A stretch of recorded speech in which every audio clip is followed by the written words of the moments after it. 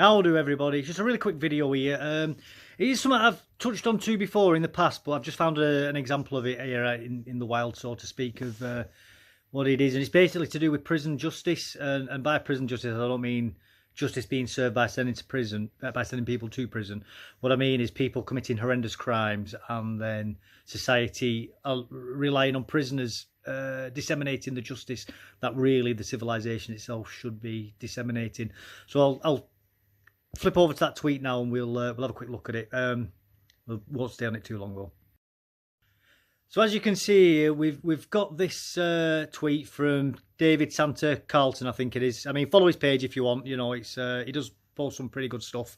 I do recommend keeping tabs on him. But as you can see, it says breaking: Darrell Brooks, the man who attacked the Waukesha Christmas parade, I do apologise if I pronounced that wrong, in 2021 was transferred from prisoner in WI to CO. I think that's Wyoming to, I don't know what CO is. It's American state abbreviations. If anybody knows what those are, please post them below for us, because I would like to know. After being horribly beaten and forcibly penetrated in his cell. Now, and also, I will put the link to this video here where he's got this information from. I'll link all this below in the video as well. And then obviously people are making light of it. Brooks in his new cell, seeing the homies approaching to run another train on him. Yeah, it's quite funny. You know, don't get me wrong. I do find a bit of humour in it myself. There is what the Germans refer to as Schadenfreude, which is seeing your enemies suffer. You know, taking pleasure in that. Let's have a quick look at that one. Let's see what prison inmates. Funny. It is funny, guys. I'm not going to deny. I do take pleasure in it myself. But as we'll get onto in a second, I'll just transfer back to myself. Yeah, so we do obviously find a bit of pleasure in it. At least I do. I do find it funny. You know, it's not that I don't dislike these people and I don't want to see justice being served to them. I mean, what that man did was absolutely horrendous, unforgivable. But I think what it does do is it shows weakness in our civilizations collectively in the West.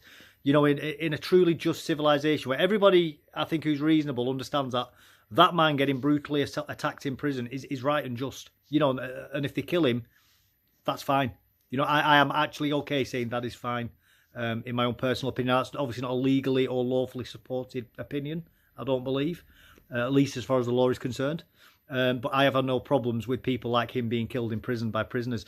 Well, the trouble is we shouldn't be relying on prisoners doing that, and I do think it shows a weakness in our civilization. But I think even judges and barristers and lawyers and all, I think even a lot of politicians would all agree that those people getting killed in prison isn't necessarily a bad thing, although they may never publicly admit it. But it's because they are too weak and too caring what other people think about them around the sort of metropolitan dinner party sort of areas. It's just weakness. It really, really is weakness of our civilization. You know, a just and strong and morally robust civilization would hang a person like that. You know, that man should have been taken with immediate effect. I don't even think a trial is necessarily needed when somebody is caught on the scene so blatantly obvious. They should actually be swift justice, I do think, in extreme cases like that. Now, I do think there should be oversight on those. So like with that man running over all those people at a Christmas market, if the police had taken him to a tree and then he performed immediate swift justice there, you then investigate afterwards. And if those police officers are found to have actually abused the situation and that man was actually innocent, then obviously the police should then be punished as well. You know, so it does need to stop excesses happening within those crimes.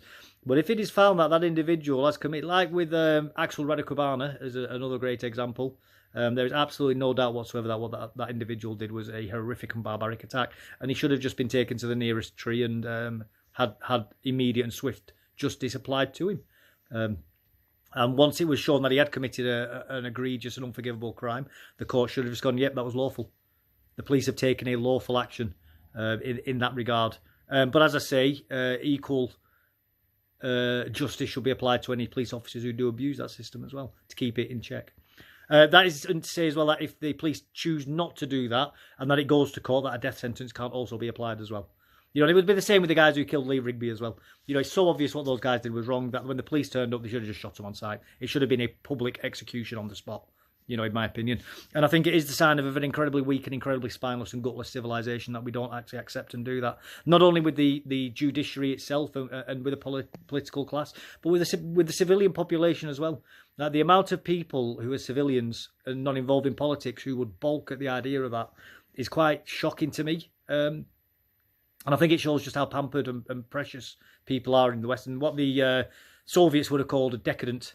You know, that is exactly what decadence is. It's an unwillingness to do what needs to actually be done, and indulging in emotional behaviour, overly emotional behaviour. You know, it's to execute somebody's, and again they'll come out with these arguments like, oh well, the death penalty doesn't act as a deterrent, or they'll come out with arguments like that. Well, the death penalty isn't about being a deterrent to other people. If it acts as a deterrent, that's brilliant, by the way. That's a fantastic bonus if some people are put off from committing serious crimes, that's fine. But the death penalty is purely a punishment for an unforgivable action, for an action so egregious that civilization and society isn't applying the death penalty to you. You are nominating yourself to be terminated. It is self-inflicted, and you leave the state no choice but to execute you. And it should not be incumbent on us sending people to prison and using a quasi-pseudoistic form of death penalty via prisoners through prison justice to require that to happen. Because that's what we hear all the time, like, oh, so-and-so is going to go to prison, and don't worry, the prisoners will get him. We shouldn't have to rely on prisoners doing our dirty work for us. They are there as a punishment. They are not there to do our dirty work. They're there to get rehabilitated, hopefully, through their penitence in prison. We shouldn't be expecting prisoners to engage in brutal actions like killing somebody who is unforgivable, because that is not penitence for the prisoner. You're just getting them deeper and deeper into trouble. And it doesn't help the prisoners at all. In fact, it makes prison more violent and encourages prisoners to not be repentant for what they've done. So we have to stop with this weakness. And we really need to start having strong discussions and hard discussions about bringing back the death penalty for people like these who are committing the most unforgivable of crimes. And like I say, swift and immediate justice for the most obvious examples and cases of it. I'm going to leave it there. I don't expect everybody to agree with me on this. I am very interested to hear people's opinions on this. So please do put comments below. If you enjoyed the video, please do like and subscribe if you haven't already. And please, I don't normally ask this, but please do share this around as well. I think it's important to get these sorts of ideas disseminated and get people talking about it. I think it's very, very important that we start having these hard discussions. And hopefully, the more of us that have these open conversations like this, it will encourage our political class, at least those who are on the sort of peripheries of politics, like in the UK, the Reform Party is an example. It will encourage them to and give them strength and courage of conviction to actually start having these public conversations as well. Thank you for your time. Take care and goodbye.